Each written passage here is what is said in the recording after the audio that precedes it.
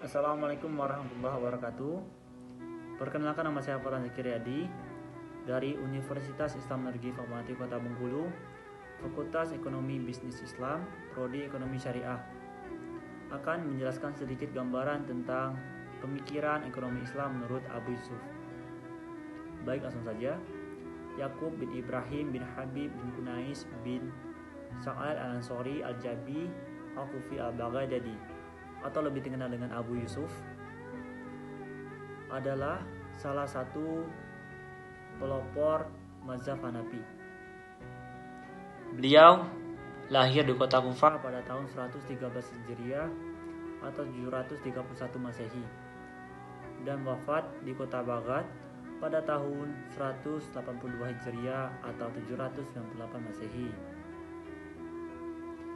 Abu Yusuf sendiri masih mempunyai hubungan darah terhadap salah satu sahabat Rasulullah SAW, yaitu Sa'ad al-Ansori, yang diambil dari nashab ibunya.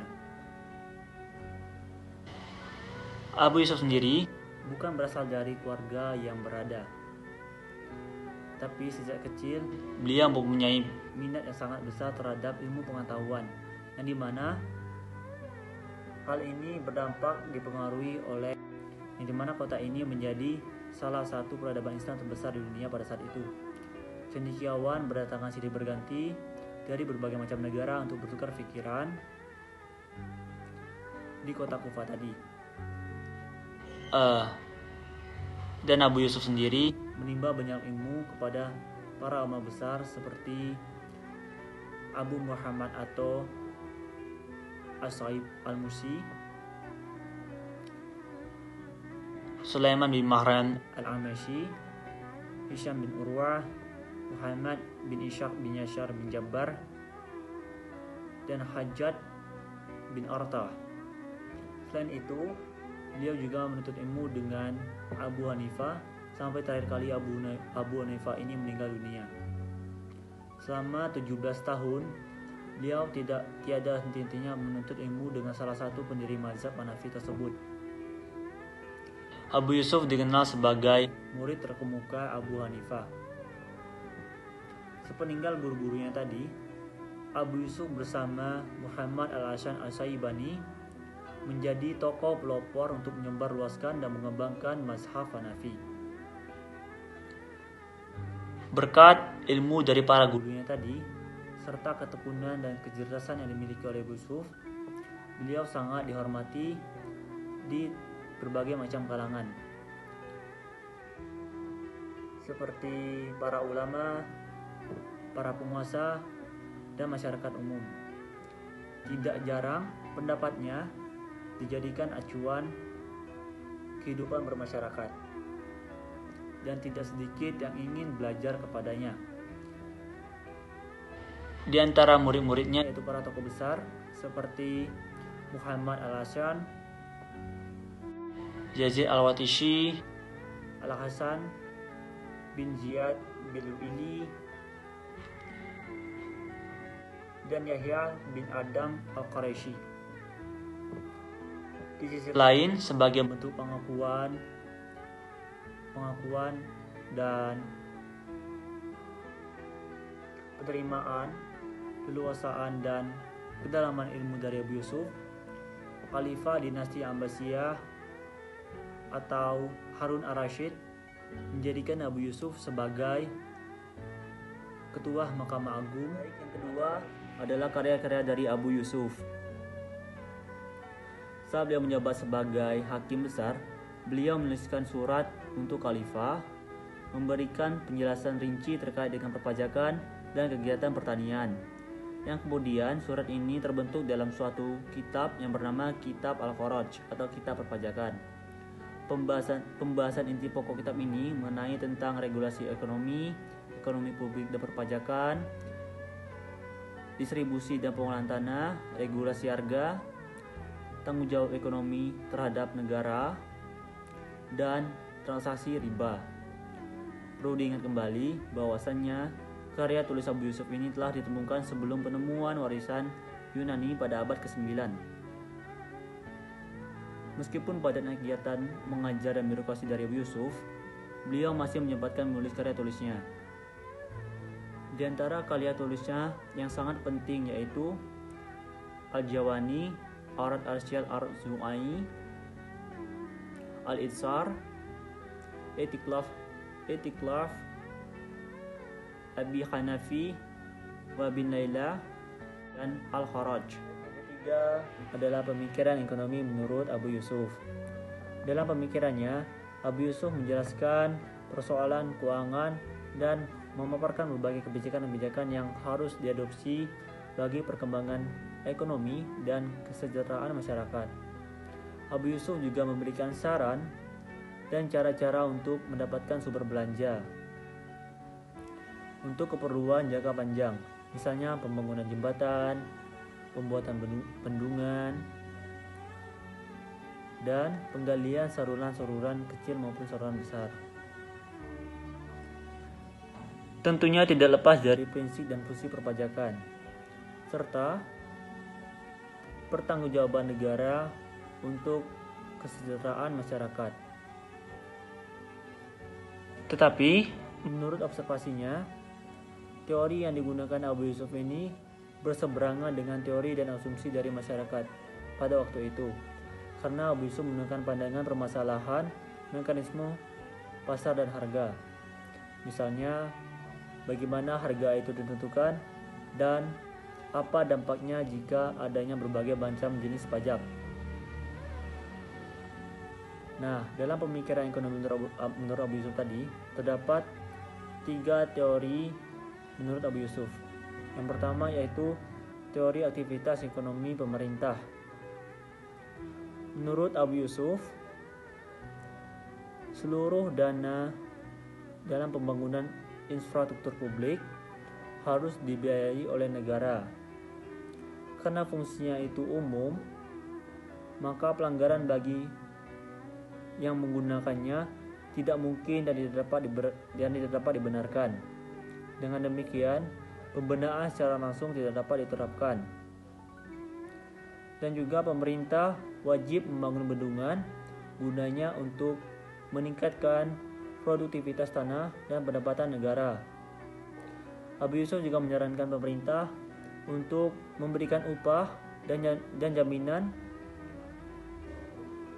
kesejahteraan di masa depan bagi mereka yang telah berjasa, orang-orang yang telah berjasa, dan membela wilayah kedaulatan Islam serta memberikan manfaat bagi kaum muslimin. Baik, selanjutnya, teori yang kedua dalam pemikiran ekonomi menurut Abu Yusuf adalah teori perpajakan. Abu Yusuf telah mengatakan bahwasannya sesudah menguasai tanah Sawat, Umar bin Khattab mengutus 2 orang sahabat Nabi, yaitu Utsman dan Hudzaifah, supaya mengeksplorasi kemungkinan luas tanah yang akan dikenakan wajib pajak.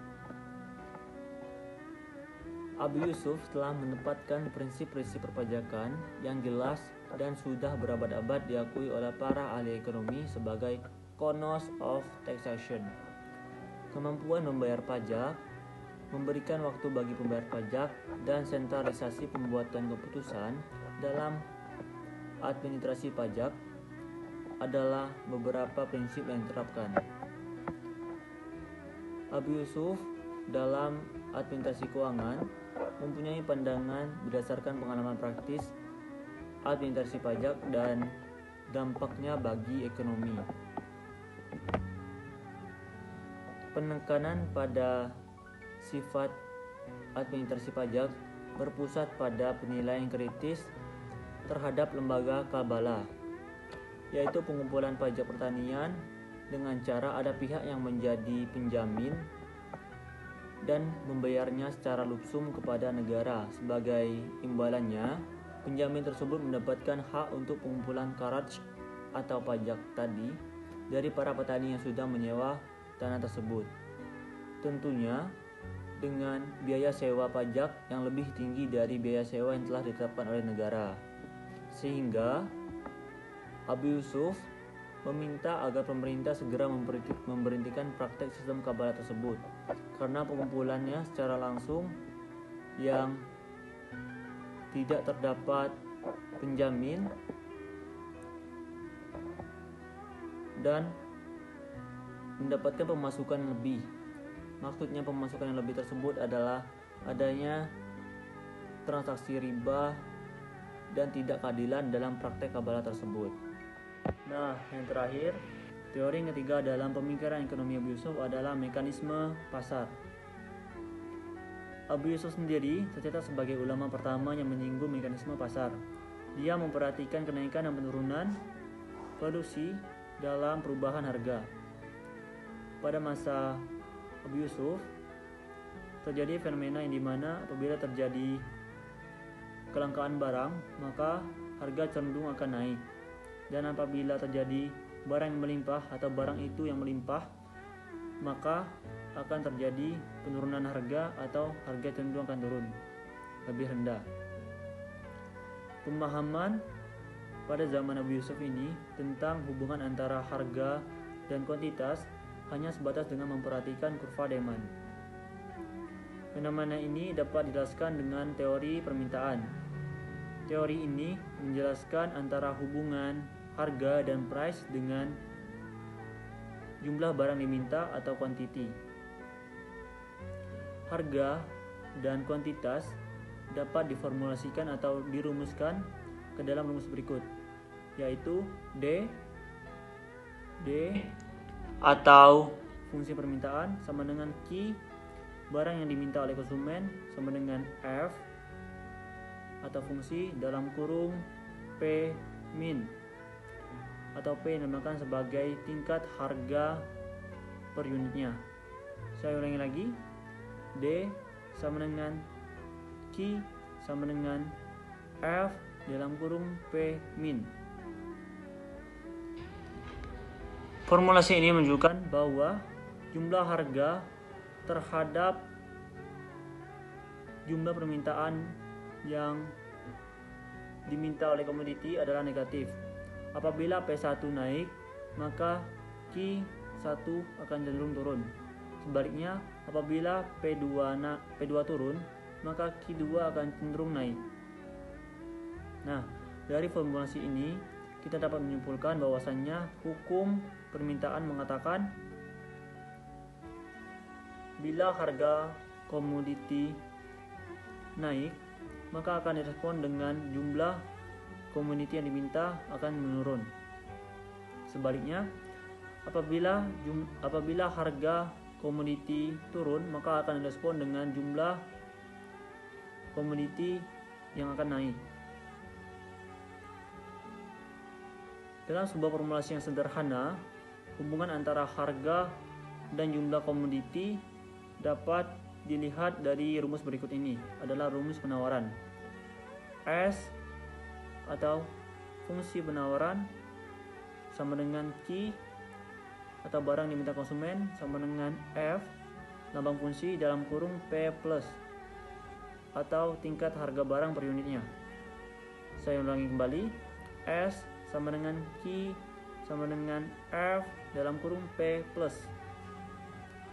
Formulasi ini menunjukkan bahwasannya pengaruh harga terhadap jumlah permintaan suatu komoditi adalah positif. Apabila P3 naik, maka Q3 akan ikut naik. Dan sebaliknya, apabila P4 turun, maka Q4 akan ikut turun. Dalam formulasi ini dapat kita simpulkan bahwasannya hukum penawaran mengatakan bila harga komoditi naik, maka akan direspon dengan jumlah komoditi yang juga akan ikut naik. Sebaliknya, apabila harga komoditi turun, maka akan direspon juga penurunan dari jumlah komoditi yang diminta. Nah, itulah tadi penjelasan singkat mengenai biografi, karya, dan pemikiran ekonomi dari Abu Yusuf. Semoga penjelasan yang saya jelaskan ini dapat bermanfaat bagi teman-teman semua. Di-share, like, and comment. Semoga jadi amalan jariah untuk kita semua. Lebih dan kurang saya mohon maaf. Kepada Allah saya mohon ampun. Wabillahi taufiq wal hidayah. Wassalamualaikum warahmatullahi wabarakatuh.